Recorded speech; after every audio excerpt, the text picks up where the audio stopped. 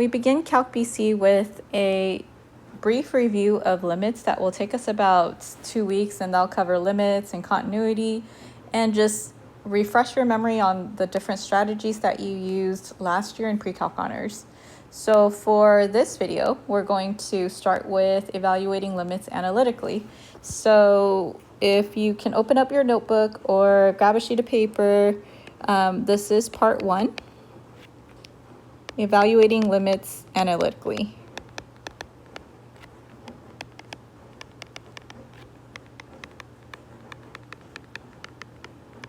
So we'll take a look at a few examples, beginning with problem 1, where we're looking at the limit as x approaches 2 of the function -2.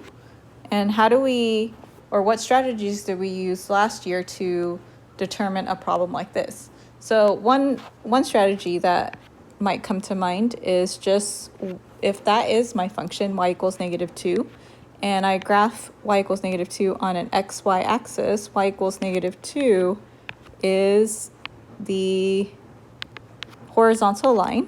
So this is y equals -2. And let's go ahead and extend the graph a little bit further out. Oh, it's a little bit messy here. Okay, so here's our graph y equals -2. This question is asking what is happening, or what value are we approaching as x approaches the value of 2. So we want to look at this as x equals 2 is right here. So in this direction, as we approach from the left and as we approach from the right, it appears that we are approaching a y value of -2. So -2 is the limit, because as we get closer and closer from the left and from the right, we come to the same y value of -2. And I usually just pick up my fingers the way that the highlighter, and even putting the highlighter over from the left and right of the function, we see we meet at a point, and it's the intended height that is the idea graphically of a limit. So that value must be the same from the left and from the right. Problem number 2, we're going to take a look at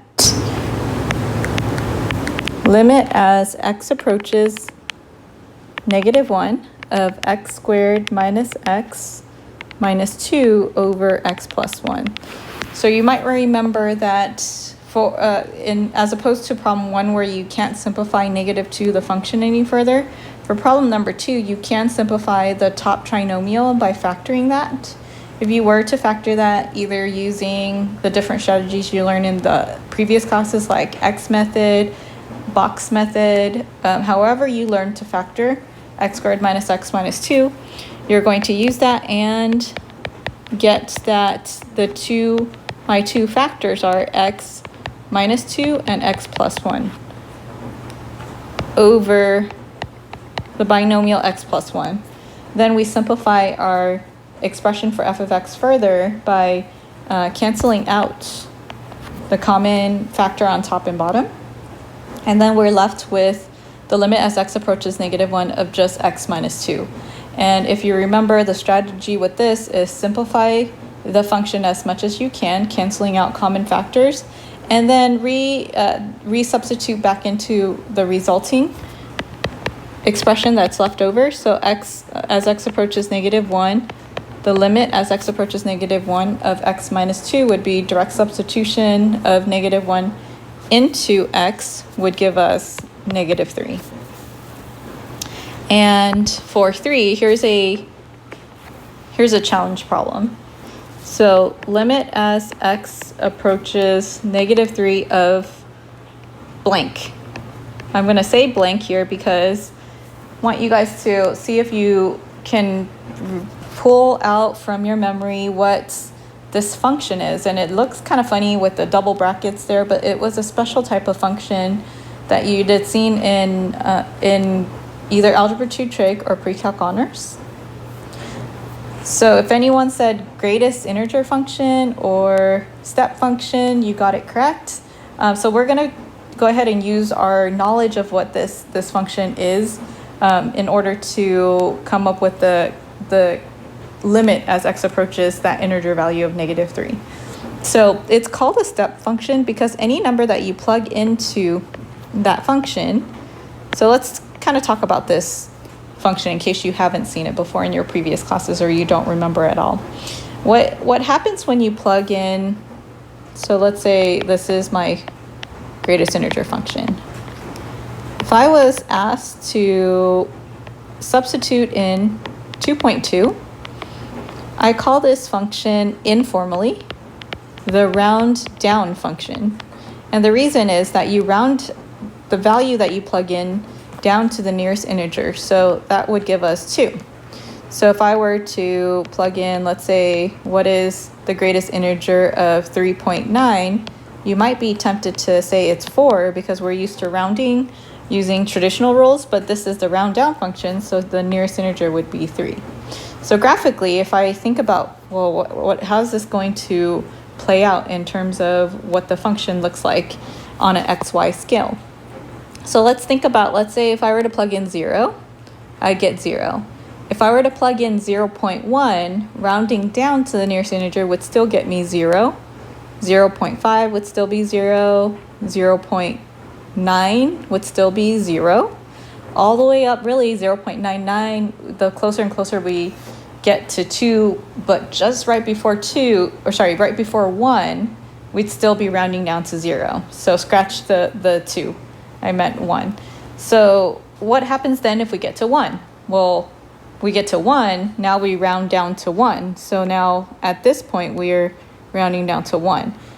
So what we do is we say at 1, there's an open circle, or it's undefined at that open circle, but defined for the function at 1. If I plug in 1.1, I get 1, 1.3, 1.9, all of that rounds down to 1. So we get the second step of the function, and that goes all the way up to 2, where that's undefined, but then defined at 2, the y value of 2 for 2, and then so on and so forth. So we continue this trend in all directions, and this is our step function. So when we're asked what is the limit as x approaches -3, we're going to go, let's go actually extend our graph out to -3 a little bit further. So let's see, what happens when we approach -3? So with my highlighter, I'm going to look at the limit as it approaches from the right, -3 from the right. And remember, we're approaching the x value. And then also from the left, and we see that our fingers don't meet, or the arrows don't meet at a common point. So here the left-hand limit is different from the right-hand limit, so in which case we say the limit does not exist, or DNE, so does not exist.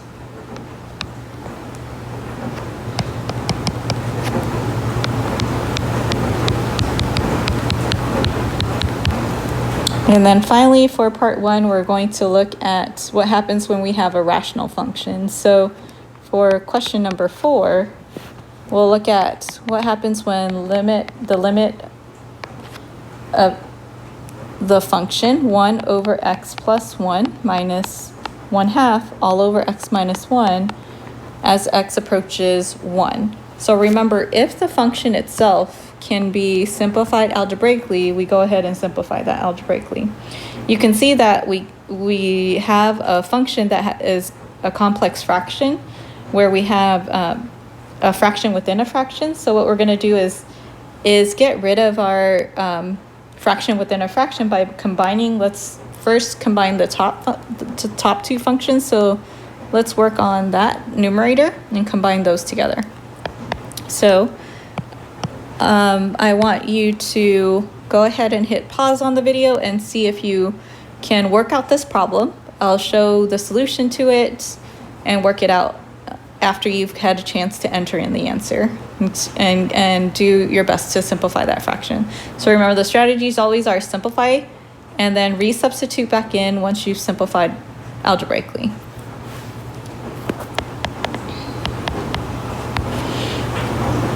Okay, so the common denominator of these the numerator, sorry, the denominator of your numerator is 2 times x plus 1. So the left-hand fraction is missing the 2. So you have 2 over x plus 1. So our common denominator is 2 times x plus 1, or x plus 1 times 2. The left fraction is missing the 2.